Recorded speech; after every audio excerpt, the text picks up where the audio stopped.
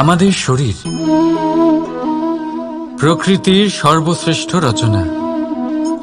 যে অঙ্গ প্রত্যঙ্গ আমরা লাভ করেছি প্রত্যেকটির মধ্যে একটি নিজস্ব বার্তা রয়েছে। একটু ভেবে দেখুন, দুটি চোখ দিয়েছে দেখার জন্য, দুটি কান দিয়েছে শোনার জন্য, নাসিকাও আছে দুটি, দুটি হাত দিয়েছে দ্বিগুণ পরিশ্রম করার জন্য। কিন্তু জীব শুধুমাত্র একটি, তার উপরেও তীক্ষ্ণ বলিষ্ঠ দাঁত দিয়েছে তার রক্ষার জন্য। কখনো ভেবে দেখেছেন কেন?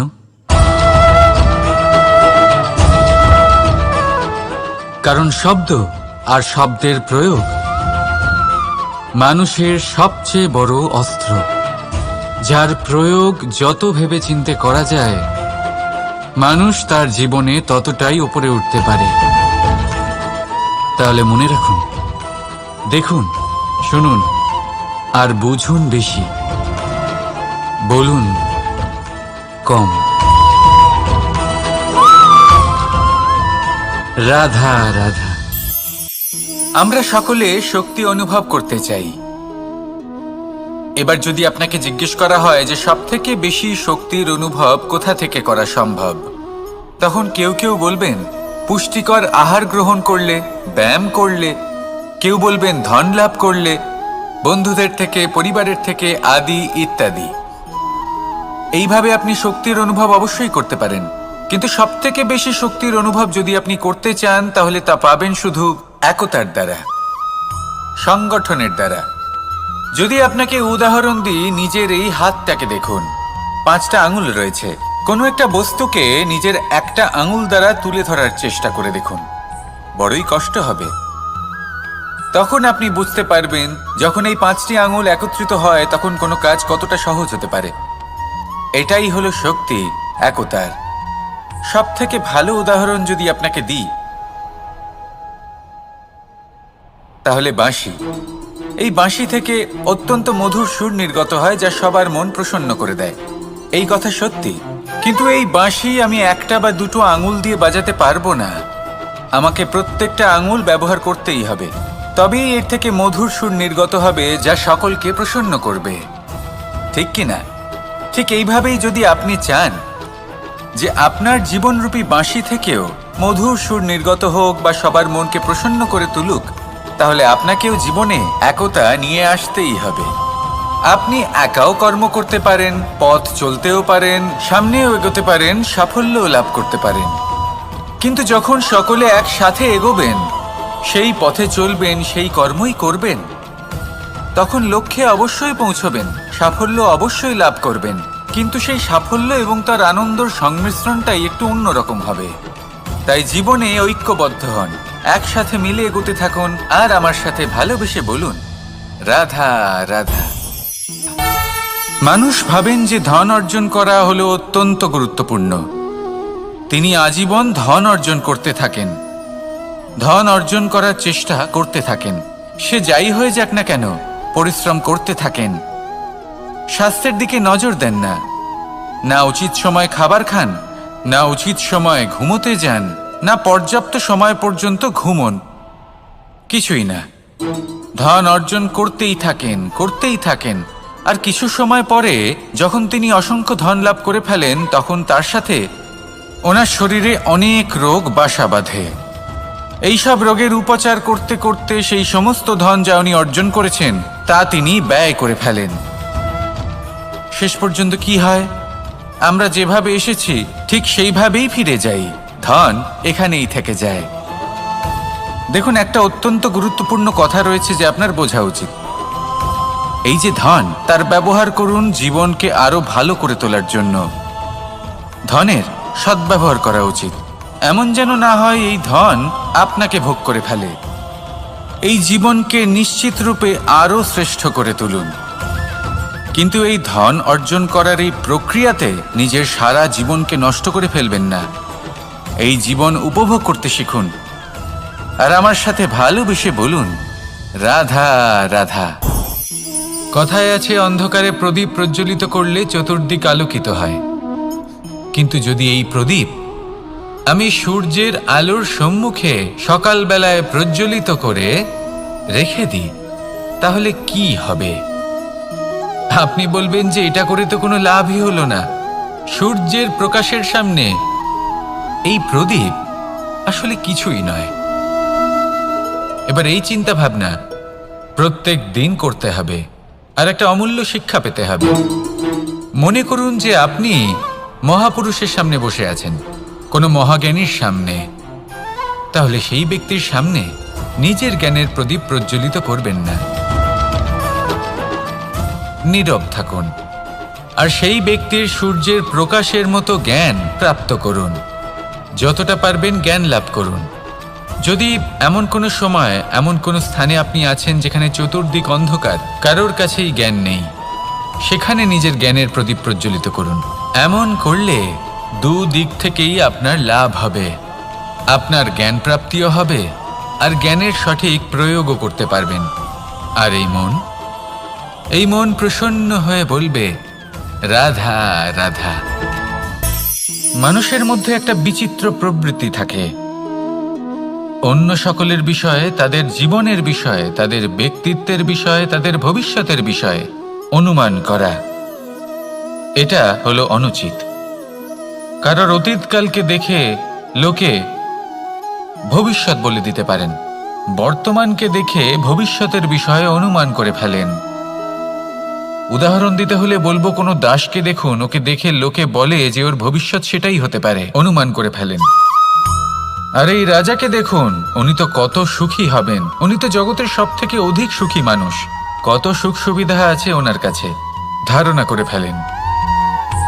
তবে সত্য তো এটাই যে কারোর ব্যক্তিত্বের বিষয়ে, তাদের ভবিষ্যতের বিষয়ে আপনি পূর্ণ সত্য কখনোই বলতে পারবেন না, শুধু অনুমান করতে পারবেন। আর এই অনুমান করে সত্যি কোনো লাভ হয় না, কারণ এই কাল সেটা হলো অত্যন্ত শক্তিশালী। কালো থেকে কালোতর কয়লাকেও হিরেতে পরিণত করতে পারে, অনেক বড় বড় রাজাকেও বিদূষক বানিয়ে ফেলতে পারে এক মুহূর্তেই। তাহলে আপনি অনুমান করে কি লাভ? কি পেলেন অনুমান করে? সেই জন্য কারোর বিষয়ে কোনো অনুমান করবেন না, তার ভবিষ্যতের বিষয়ে অনুমান করতে যাবেন না, কারোর বিষয়ে কোনো ধারণা করে নেবেন না। কিছু করতে হলে ভালোবাসুন, সবার মধ্যে ভালোবাসা ছড়ান, সবার মধ্যে ধন্যাত্মক ভাব ছড়ান। এই মন প্রসন্ন হয়ে বলবে, রাধা রাধা। কেউ বলে জীবন খুব ক্ষণস্থায়ী, কেউ বলে জীবন হলো একটা সুন্দর স্বপ্নের মতো, আবার কেউ বলবে জীবন হলো এক কঠোর সত্য। কিন্তু জীবন আসলে কি? জীবন হলো আপনারই প্রতিবিম্ব, একটা দর্পণ।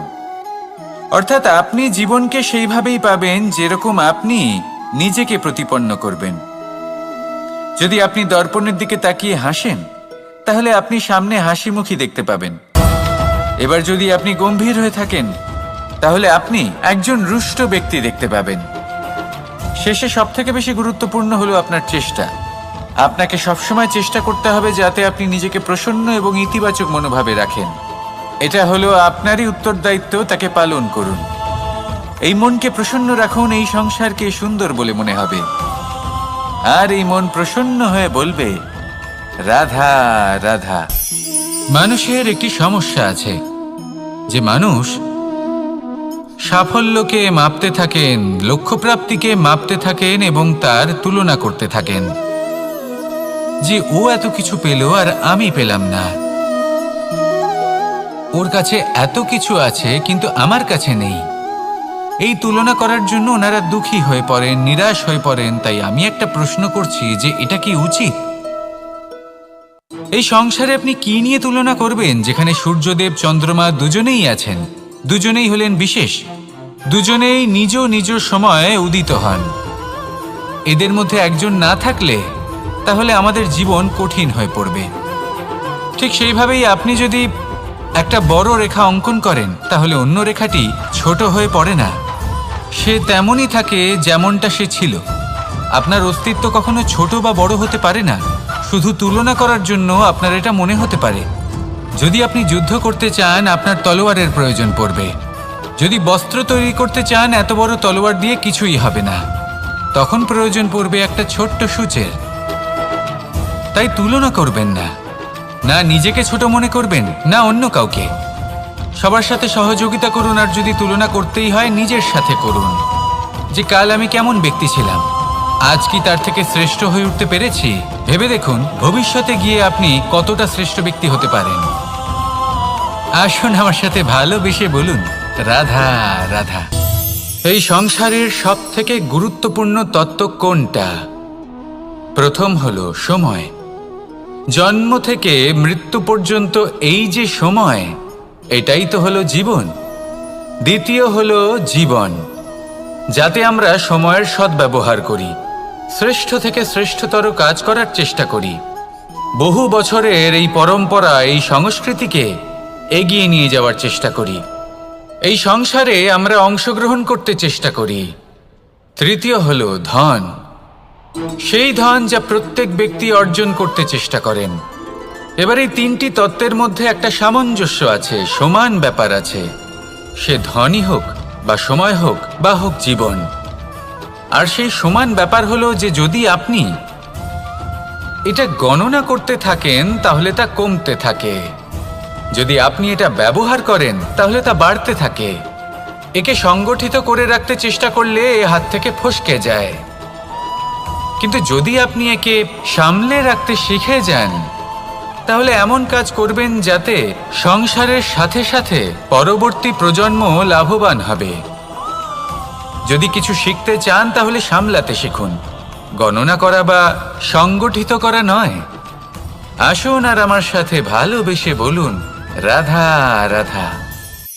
এই সংসারে সাফল্য লাভ করার জন্য জ্ঞানের প্রয়োজন হয়, পরিশ্রমের প্রয়োজন হয়, দৃঢ় নিষ্ঠার প্রয়োজন হয়, নিরন্তর চেষ্টা করা প্রয়োজনীয়। কিন্তু আরও কিছু আছে যা অত্যন্ত প্রয়োজনীয় এবং গুরুত্বপূর্ণ। তা হলো ভালো বন্ধু। তাদের থাকা অত্যন্ত প্রয়োজনীয়। যদি ভালো বন্ধু থাকে তাহলে সময় এলে তারা ঢাল হয়ে আপনাকে সুরক্ষা করবেন। সময় এলে অস্ত্রের মতো শত্রুকে সংহারও করবেন। যদি তিনি জ্ঞানী হন, তাদের মধ্যে সদ্গুণ থাকে, তাহলে এই সব গুণ আপনার মধ্যেও প্রবেশ করবে। তাহলে সাফল্যের জন্য ভালো বন্ধু পাওয়া অত্যন্ত প্রয়োজনীয়। কিন্তু শুধু বন্ধু কেন, ভালো শত্রুও থাকা প্রয়োজনীয়। এবার আপনি ভাববেন, এ আমি কি বললাম? যদি আপনার জীবনেও ভালো অর্থাৎ শক্তিশালী শত্রু থাকে তাহলে আপনিও শক্তিশালী হতে থাকবেন। এই শত্রু আপনাকে প্রেরিত করবে আরও বেশি শক্তিশালী হয়ে ওঠার। কখনো কোনো হরিণকে দেখুন, তীব্র গতিতে দৌড়তে থাকে। কেন তীব্র গতিতে দৌড়য়? এই কারণে নয় যে কোথাও তার জন্য মধুর ঘাস অপেক্ষা করে রয়েছে, না। সে এই কারণে তীব্র গতিতে দৌড়য় কারণ সেটা না করলে তার পেছনে একটি সিংহ আছে যে ওকে নিজের ভোজন করে ফেলবে। তাই জীবনে বিপদ, সংকট, এই সব কিছুও হলো অত্যন্ত গুরুত্বপূর্ণ। তার সম্মুখীন হতে শিখুন আর আমার সাথে ভালোবেসে বলুন, রাধা রাধা। পুরুষার্থ। শাস্ত্রে 4 ধরনের পুরুষার্থের কথা বলা হয়েছে। প্রথম হলো ধর্ম। আপনি কি জানেন এই ধর্ম আসলে কি? আপনার কি মনে হয় ধর্ম আসলে কি? কোনো বিশেষ ঈশ্বরকে মানাই কি ধর্ম বলা হয়? নাকি কোনো বিশেষ রীতি পালন করাই হলো ধর্ম? নাকি কোনো বিশেষ সাহিত্যকে সর্বশ্রেষ্ঠ মনে করাই হলো ধর্ম? না, ধর্ম হলো সেটা যাকে ধারণ করা যেতে পারে।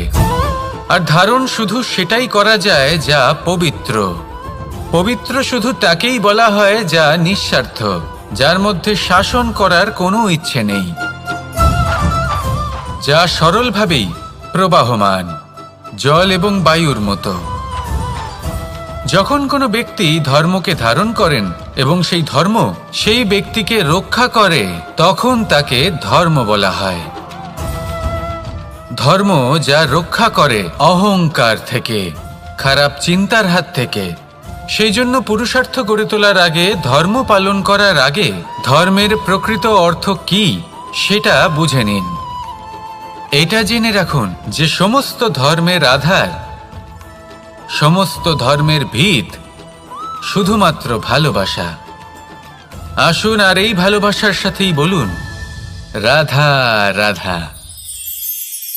কখনো কোনো বাগানের কোনো বৃক্ষকে দেখেছেন যেখানে সুগন্ধি ফুল থাকে, রসালো ফল থাকে? তখন মন প্রফুল্ল হয়ে ওঠে, মন থেকে সেই বৃক্ষের প্রতি ভালোবাসা জন্মায়। কিন্তু যিনি বাগানের মালিক, শুধুমাত্র তিনিই জানেন যে কিভাবে এই বৃক্ষকে আগলে রাখতে হয়, কিভাবে তার পরিচর্যা করলে এতে সুন্দর সুগন্ধি ফুল হবে, রসালো ফল হবে। কখনো কখনো প্রয়োজনের থেকে বেশি রোদ পেলে এই বৃক্ষগুলি শুকিয়ে যায়, প্রয়োজনের থেকে কম রোদ পেলেও এই বৃক্ষ কিন্তু শুকিয়ে যায়। প্রয়োজনের থেকে কম জল যদি পায়, এই বৃক্ষ শুকিয়ে যেতে পারে।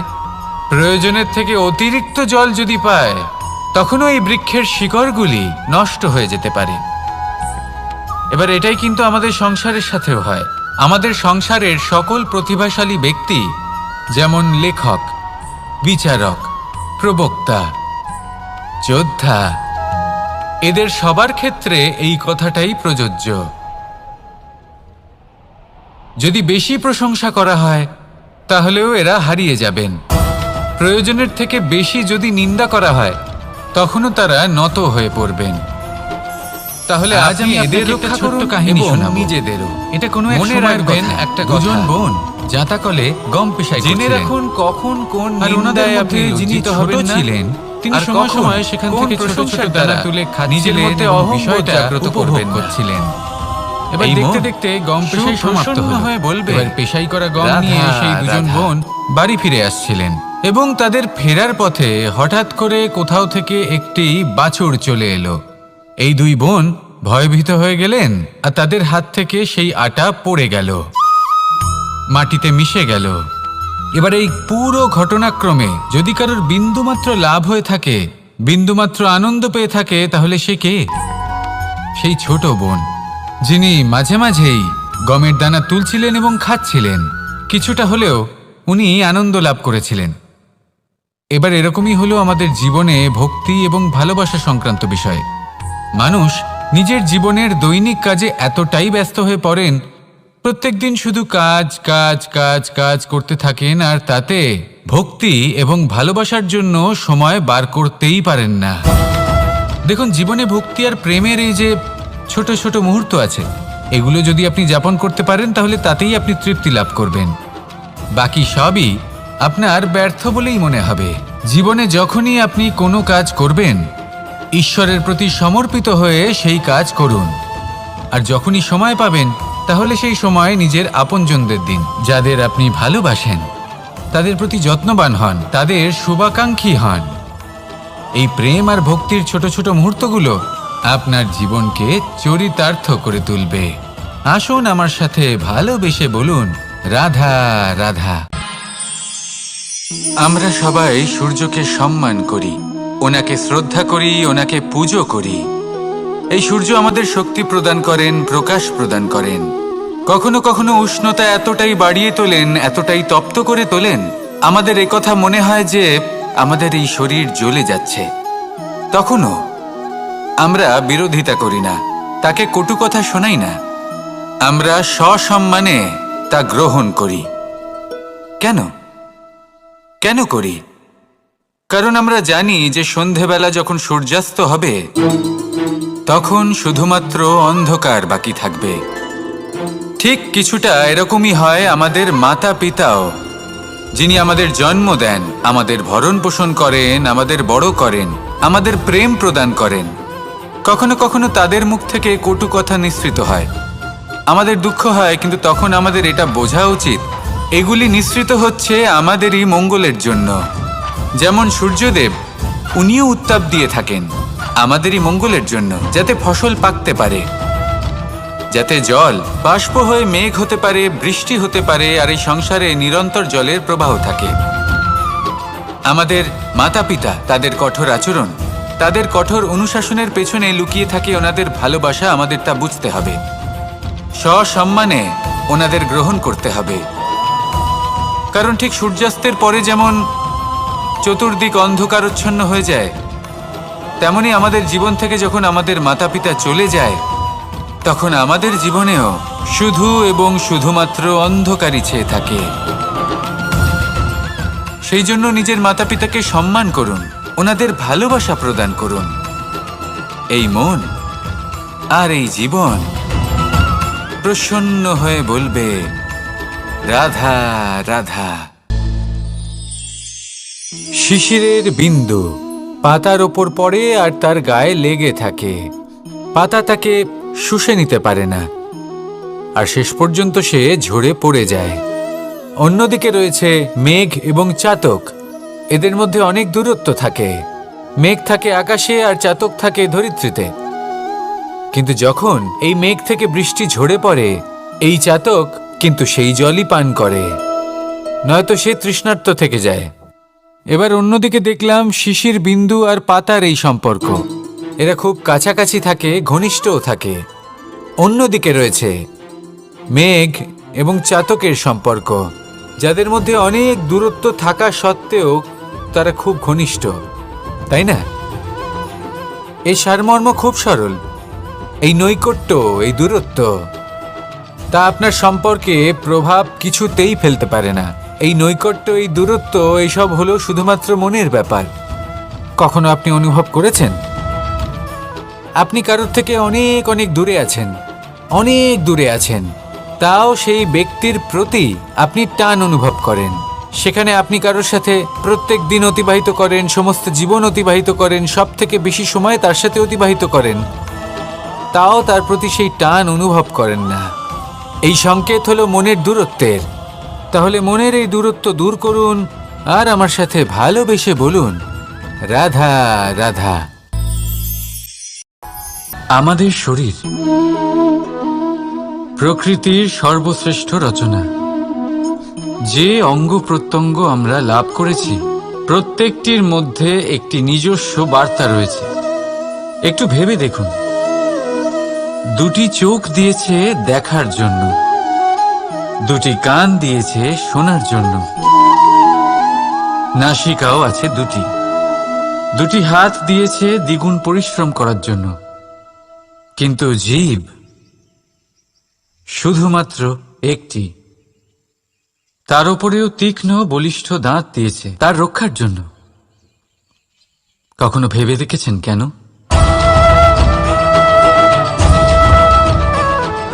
কারণ শব্দ আর শব্দের প্রয়োগ মানুষের সবচেয়ে বড় অস্ত্র, যার প্রয়োগ যত ভেবে চিন্তে করা যায়, মানুষ তার জীবনে ততটাই উপরে উঠতে পারে।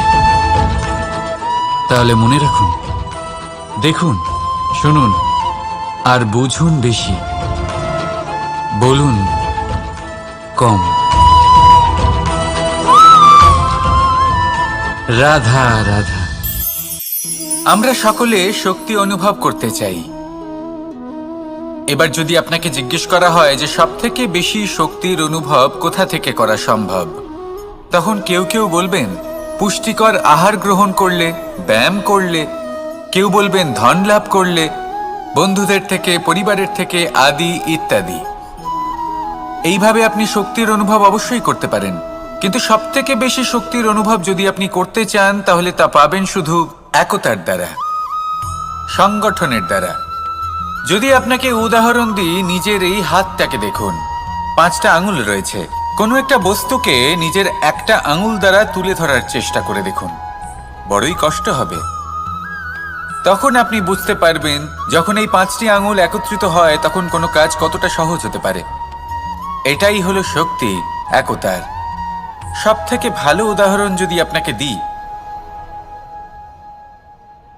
তাহলে বাঁশি।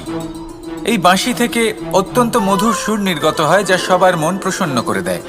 এই কথা সত্যি, কিন্তু এই বাঁশি আমি একটা বা দুটো আঙুল দিয়ে বাজাতে পারবো না। আমাকে প্রত্যেকটা আঙুল ব্যবহার করতেই হবে, তবেই এর থেকে মধুর সুর নির্গত হবে, যা সকলকে প্রসন্ন করবে। ঠিক কিনা? ঠিক এইভাবেই যদি আপনি চান যে আপনার জীবনরূপী বাঁশি থেকেও মধুর সুর নির্গত হোক বা সবার মনকে প্রসন্ন করে তুলুক, তাহলে আপনাকেও জীবনে একতা নিয়ে আসতেই হবে। আপনি একাও কর্ম করতে পারেন, পথ চলতেও পারেন, সামনেও এগোতে পারেন, সাফল্যও লাভ করতে পারেন। কিন্তু যখন সকলে একসাথে এগোবেন, সেই পথে চলবেন, সেই কর্মই করবেন, তখন লক্ষ্যে অবশ্যই পৌঁছবেন, সাফল্য অবশ্যই লাভ করবেন, কিন্তু সেই সাফল্য এবং তার আনন্দর সংমিশ্রণটাই একটু অন্যরকম হবে। তাই জীবনে ঐক্যবদ্ধ হন, একসাথে মিলে এগোতে থাকুন, আর আমার সাথে ভালোবেসে বলুন, রাধা রাধা। মানুষ ভাবেন যে ধন অর্জন করা হলো অত্যন্ত গুরুত্বপূর্ণ। তিনি আজীবন ধন অর্জন করতে থাকেন, ধন অর্জন করার চেষ্টা করতে থাকেন। সে যাই হয়ে যাক না কেন, পরিশ্রম করতে থাকেন। স্বাস্থ্যের দিকে নজর দেন না, না উচিত সময় খাবার খান, না উচিত সময় ঘুমোতে যান, না পর্যাপ্ত সময় পর্যন্ত ঘুমন, কিছুই না। ধন অর্জন করতেই থাকেন, করতেই থাকেন।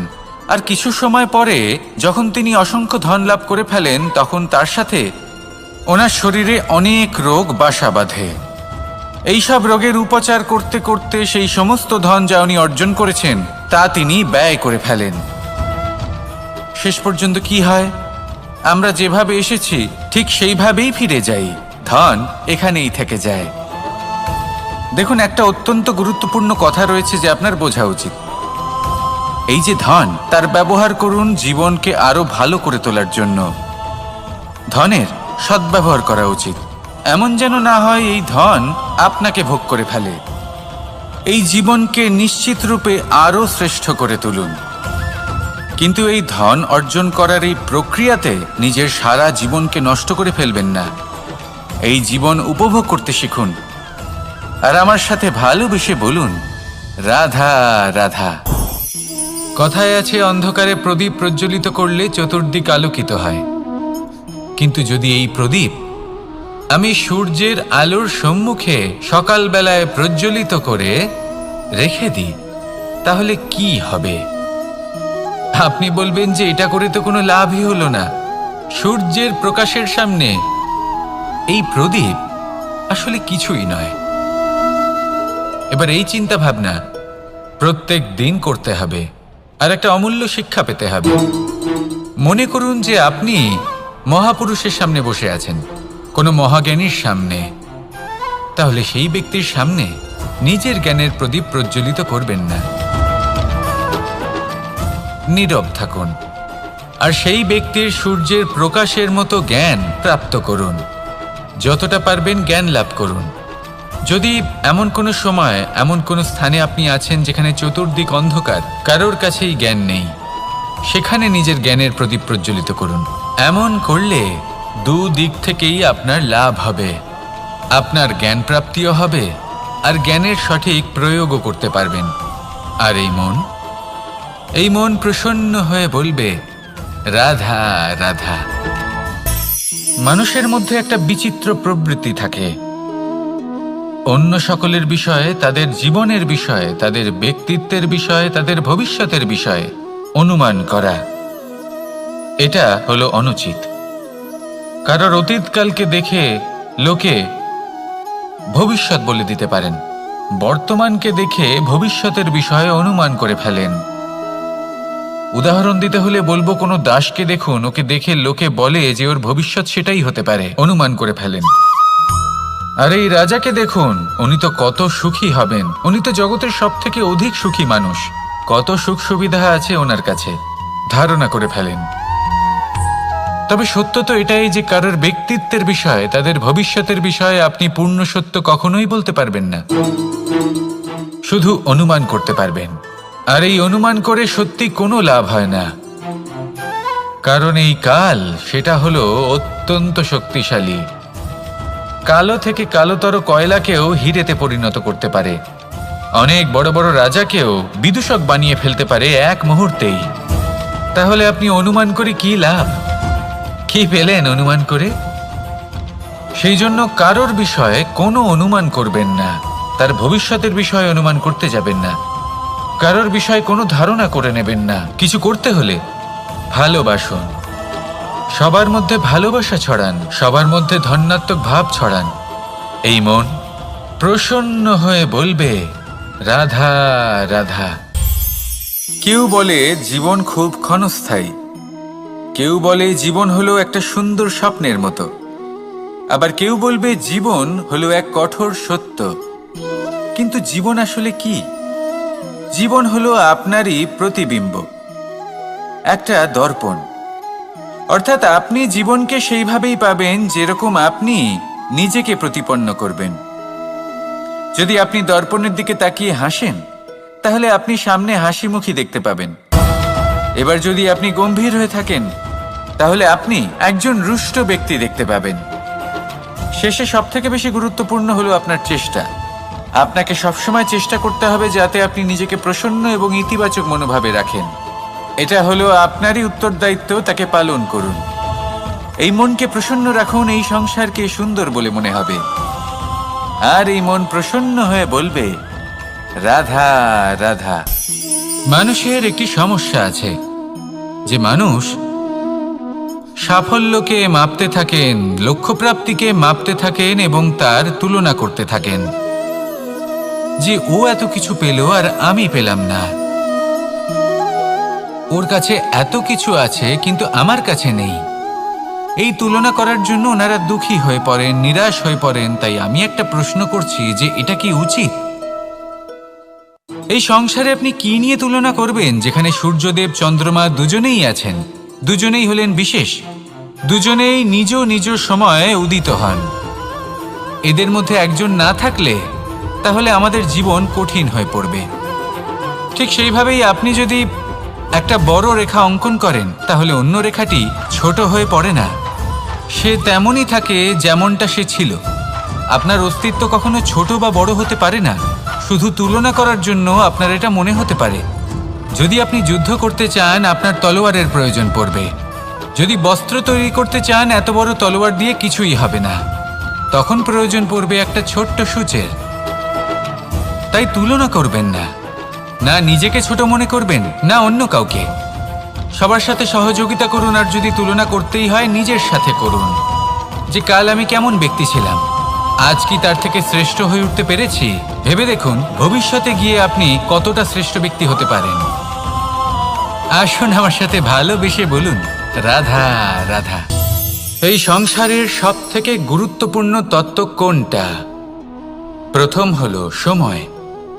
জন্ম থেকে মৃত্যু পর্যন্ত এই যে সময়, এটাই তো হলো জীবন।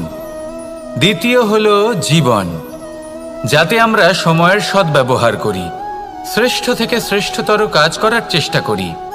বহু বছরের এই পরম্পরা, এই সংস্কৃতিকে এগিয়ে নিয়ে যাওয়ার চেষ্টা করি। এই সংসারে আমরা অংশগ্রহণ করতে চেষ্টা করি।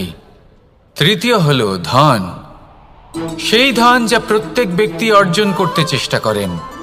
এবার এই তিনটি তত্ত্বের মধ্যে একটা সামঞ্জস্য আছে, সমান ব্যাপার আছে। সে ধনই হোক বা সময় হোক বা হোক জীবন। আর সেই সমান ব্যাপার হলো যে যদি আপনি এটা গণনা করতে থাকেন, তাহলে তা কমতে থাকে। যদি আপনি এটা ব্যবহার করেন, তাহলে তা বাড়তে থাকে। একে সংগঠিত করে রাখতে চেষ্টা করলে এ হাত থেকে ফসকে যায়। কিন্তু যদি আপনি একে সামলে রাখতে শিখে যান, তাহলে এমন কাজ করবেন যাতে সংসারের সাথে সাথে পরবর্তী প্রজন্ম লাভবান হবে। যদি কিছু শিখতে চান, তাহলে সামলাতে শিখুন, গণনা করা বা সংগঠিত করা নয়। আসুন আর আমার সাথে ভালোবেসে বলুন, রাধা রাধা। এই সংসারে সাফল্য লাভ করার জন্য জ্ঞানের প্রয়োজন হয়, পরিশ্রমের প্রয়োজন হয়, দৃঢ় নিষ্ঠার প্রয়োজন হয়, নিরন্তর চেষ্টা করা প্রয়োজনীয়। কিন্তু আরও কিছু আছে যা অত্যন্ত প্রয়োজনীয় এবং গুরুত্বপূর্ণ। তা হলো ভালো বন্ধু। তাদের থাকা অত্যন্ত প্রয়োজনীয়। যদি ভালো বন্ধু থাকে, তাহলে সময় এলে তারা ঢাল হয়ে আপনাকে সুরক্ষা করবেন। সময় এলে অস্ত্রের মতো শত্রুকে সংহারও করবেন। যদি তিনি জ্ঞানী হন, তাদের মধ্যে সদ্গুণ থাকে, তাহলে এই সব গুণ আপনার মধ্যেও প্রবেশ করবে। তাহলে সাফল্যের জন্য ভালো বন্ধু পাওয়া অত্যন্ত প্রয়োজনীয়। কিন্তু শুধু বন্ধু কেন, ভালো শত্রুও থাকা প্রয়োজনীয়। এবার আপনি ভাববেন, আমি কি বললাম? যদি আপনার জীবনেও ভালো অর্থাৎ শক্তিশালী শত্রু থাকে, তাহলে আপনিও শক্তিশালী হতে থাকবেন। এই শত্রু আপনাকে প্রেরিত করবে আরো বেশি শক্তিশালী হয়ে ওঠার। কখনো কোনো হরিণকে দেখুন, তীব্র গতিতে দৌড়তে থাকে। কেন তীব্র গতিতে দৌড়য়? এই কারণে নয় যে কোথাও তার জন্য মধুর ঘাস অপেক্ষা করে রয়েছে, না। সে এই কারণে তীব্র গতিতে দৌড়য় কারণ সেটা না করলে তার পেছনে একটি সিংহ আছে যে ওকে নিজের ভোজন করে ফেলবে। তাই জীবনে বিপদ, সংকট এই সব কিছুও হলো অত্যন্ত গুরুত্বপূর্ণ। তার সম্মুখীন হতে শিখুন আর আমার সাথে ভালোবেসে বলুন, রাধা রাধা। পুরুষার্থ। শাস্ত্রে 4 ধরনের পুরুষার্থের কথা বলা হয়েছে। প্রথম হলো ধর্ম। আপনি কি জানেন এই ধর্ম আসলে কি? আপনার কি মনে হয় ধর্ম আসলে কি? কোনো বিশেষ ঈশ্বরকে মানাই কি ধর্ম বলা হয়? নাকি কোনো বিশেষ রীতি পালন করাই হলো ধর্ম? নাকি কোনো বিশেষ সাহিত্যকে সর্বশ্রেষ্ঠ মনে করাই হলো ধর্ম? না, ধর্ম হলো সেটা যাকে ধারণ করা যেতে পারে। আর ধারণ শুধু সেটাই করা যায় যা পবিত্র। পবিত্র শুধু তাকেই বলা হয় যা নিঃস্বার্থ, যার মধ্যে শাসন করার কোনো ইচ্ছে নেই, যা সরলভাবেই প্রবাহমান, জল এবং বায়ুর মতো। যখন কোনো ব্যক্তি ধর্মকে ধারণ করেন এবং সেই ধর্ম সেই ব্যক্তিকে রক্ষা করে, তখন তাকে ধর্ম বলা হয়। ধর্ম যা রক্ষা করে অহংকার থেকে, খারাপ চিন্তার হাত থেকে। সেই জন্য পুরুষার্থ গড়ে তোলার আগে, ধর্ম পালন করার আগে ধর্মের প্রকৃত অর্থ কি সেটা বুঝে নিন। এটা জেনে রাখুন যে সমস্ত ধর্মের আধার, সমস্ত ধর্মের ভিত শুধুমাত্র ভালোবাসা। আসুন আর এই ভালোবাসার সাথেই বলুন, রাধা রাধা। কখনো কোনো বাগানের কোনো বৃক্ষকে দেখেছেন যেখানে সুগন্ধি ফুল থাকে, রসালো ফল থাকে? তখন মন প্রফুল্ল হয়ে ওঠে, মন থেকে সেই বৃক্ষের প্রতি ভালোবাসা জন্মায়। কিন্তু যিনি বাগানের মালিক, শুধুমাত্র তিনিই জানেন যে কিভাবে এই বৃক্ষকে আগলে রাখতে হয়, কিভাবে তার পরিচর্যা করলে এতে সুন্দর সুগন্ধি ফুল হবে, রসালো ফল হবে। কখনো কখনো প্রয়োজনের থেকে বেশি রোদ পেলে এই বৃক্ষগুলি শুকিয়ে যায়, প্রয়োজনের থেকে কম রোদ পেলেও এই বৃক্ষ কিন্তু শুকিয়ে যায়। প্রয়োজনের থেকে কম জল যদি পায়, এই বৃক্ষ শুকিয়ে যেতে পারে।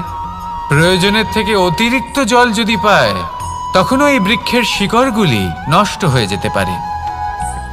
এবার এটাই কিন্তু আমাদের সংসারের সাথেও হয়। আমাদের সংসারের সকল প্রতিভাশালী ব্যক্তি, যেমন লেখক, বিচারক, প্রবক্তা, যোদ্ধা, এদের সবার ক্ষেত্রে এই কথাটাই প্রযোজ্য। যদি বেশি প্রশংসা করা হয় তাহলেও এরা হারিয়ে যাবেন। প্রয়োজনের থেকে বেশি যদি নিন্দা করা হয়, তখনও তারা নত হয়ে পড়বেন। তাহলে আজ আমি এদের রক্ষা ছোট্ট কাহিনী শোনাবো, নিজেদেরও। এটা কোনো মনে রাখবেন, একটা দুজন বোন জাতাকলে গম পেশায় জেনে রাখুন কখন কোন নিন্দায় আপনি লজ্জিত হবেন ছিলেন। তিনি সময় সময় সেখান থেকে ছোট ছোট দানা তুলে নিজের মধ্যে অহংবোধ জাগ্রত করবেন করছিলেন।